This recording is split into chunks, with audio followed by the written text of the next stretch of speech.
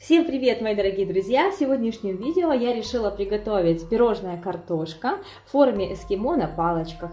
Это очень интересный десерт, он очень нравится как и детям, так и взрослым. Его можно оформить абсолютно любым способом. И я думаю, что если вы проявите немножечко фантазии, то абсолютно любой праздник не обойдется у вас без вкуснейших пирожных эскимо. Давайте вместе приготовим эти замечательные пирожные. Добро пожаловать ко мне на кухню! Я приготовила кексовый бисквит.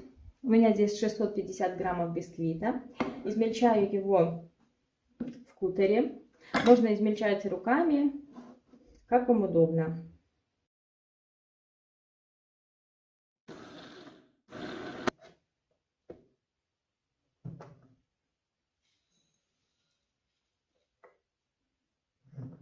Измельчаю таким образом весь бисквит. Берем емкость побольше. И добавляем 130 граммов мягкого подтопленного сливочного масла. Я его подтопила в микроволновке не до конца. И 100 граммов сгущенного молока хорошего качества, в котором только молоко и сахар. И тщательно все перемешаем. И для вкуса можно добавить буквально столовую ложку коньяка. Если будете готовить для детей, можете этот шаг пропустить.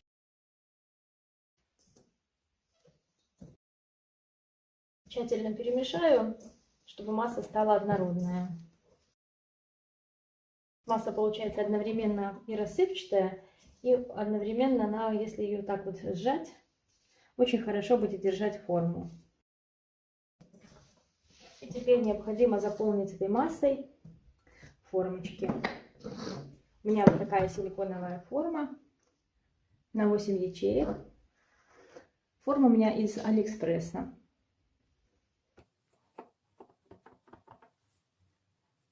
Хорошо заполняем формочки до краев.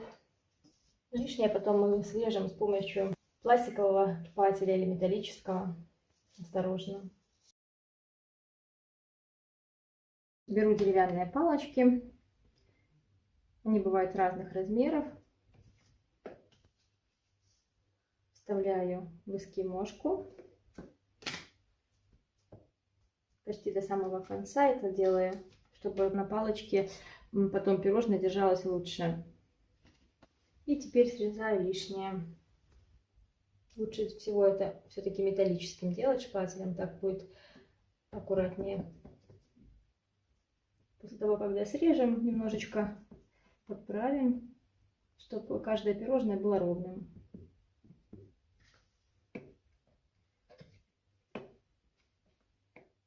Мне такие кейк-попсы гораздо больше нравится готовить, чем круглые. Как-то больше, кажется, мне быстрее получается. Они все ровненькие, взвешивать ничего не нужно. Все пирожные сформированы. Поместим форму с эскимошками на доску. Прикроем пищевой пленкой и отправим в морозильную камеру, чтобы они хорошо охладились и даже замерзли. Оставшуюся массу также накрою пищевой пленкой и поставлю пока в холодильник. Когда подморозится первая партия эскимошек, я заложу вторую. Подмораживаем пирожные минут 20-15. После чего осторожно извлекаем из формочек, чтобы не повредить.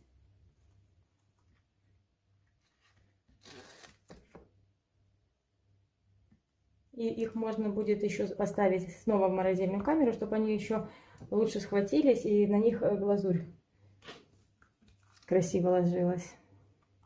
И после чего заполним формочку снова. И снова отправим ее в морозильную камеру. Я помещу в морозильную камеру. Опять же, не забываем обернуть пищевой пленкой. Когда все пирожные будут сформированы, можно приготовить глазурь. Для глазури нам понадобится шоколад. У меня это темный шоколад. Необходимо растопить шоколад в микроволновке импульсами по 15-20 секунд или же на водяной бане. Только осторожно, чтобы вода не попала к шоколаду, иначе он свернется. И также нельзя перегревать шоколад. После чего добавляю к шоколаду растительное масло без запаха. Можно использовать кукурузное масло или же обычное подсолнечное, но без запаха выраженного.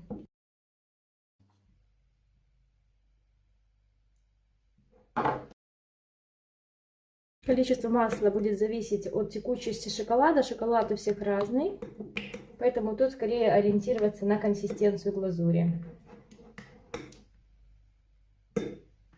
Переливаем глазурь в узкую удобную емкость высокую. И можно приступить к покрытию пирожных глазурью.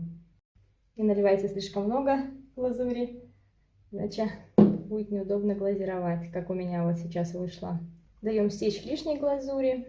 Рабочая температура ее около 35 градусов, где-то 34-35 может быть.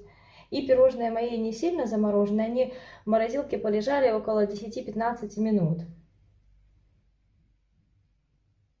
По мере того, как пирожные будут опускаться в глазурь, она начнет остывать.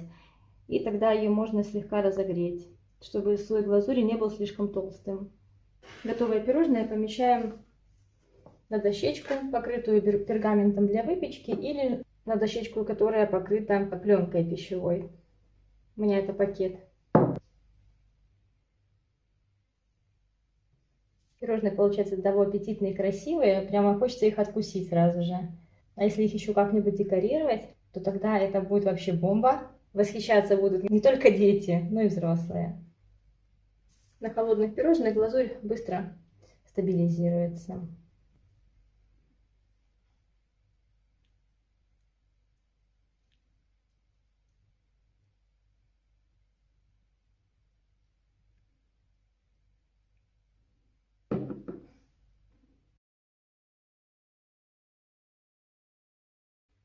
И таким образом окунаем все пирожные и глазируем их. Глазурь стабилизировалась.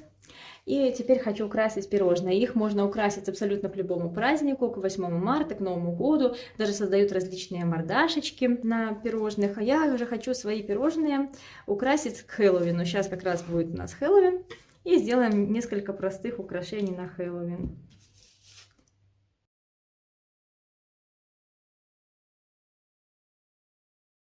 Так, делаем мумию.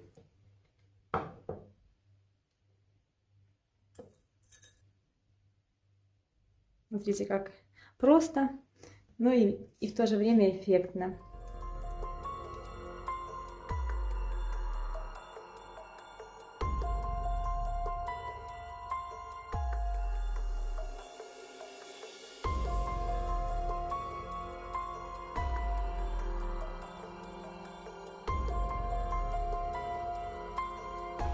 Вот такие пирожные у меня получились.